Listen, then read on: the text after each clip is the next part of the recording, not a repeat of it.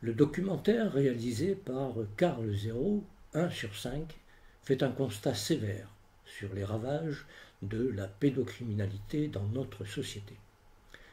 Il expose surtout les défaillances majeures de nos institutions, qu'elles soient politiques, judiciaires, sociales ou de soins.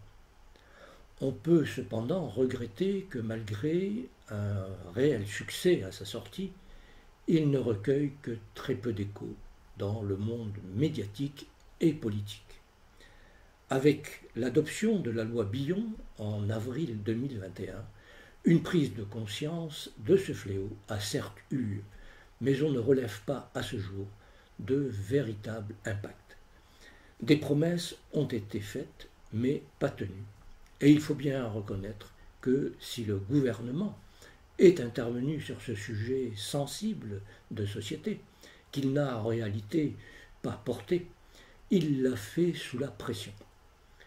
Son absence d'enthousiasme s'est d'ailleurs traduite par une stratégie politique plutôt ambiguë qui donne l'impression de ne pas vouloir lever le voile.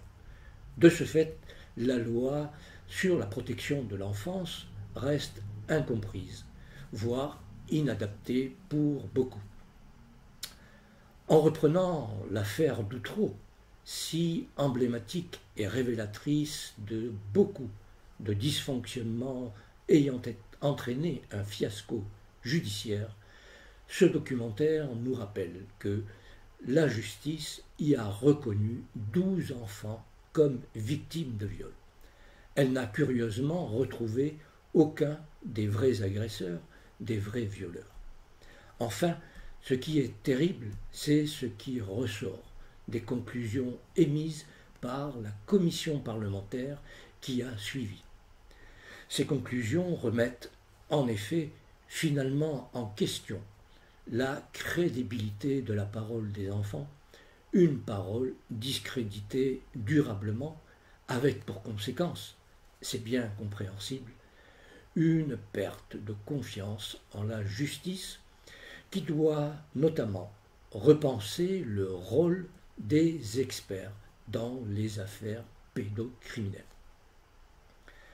D'autres affaires douloureuses ainsi qu'une étude du Parlement européen de 2016 sont évoquées dans ce documentaire qui confirme toute la nécessité de faire de la protection des enfants un sujet d'intérêt supérieur et donc de considérer que la lutte contre la pédocriminalité doit être prise en compte sérieusement par la justice qui doit apporter de nouvelles réponses.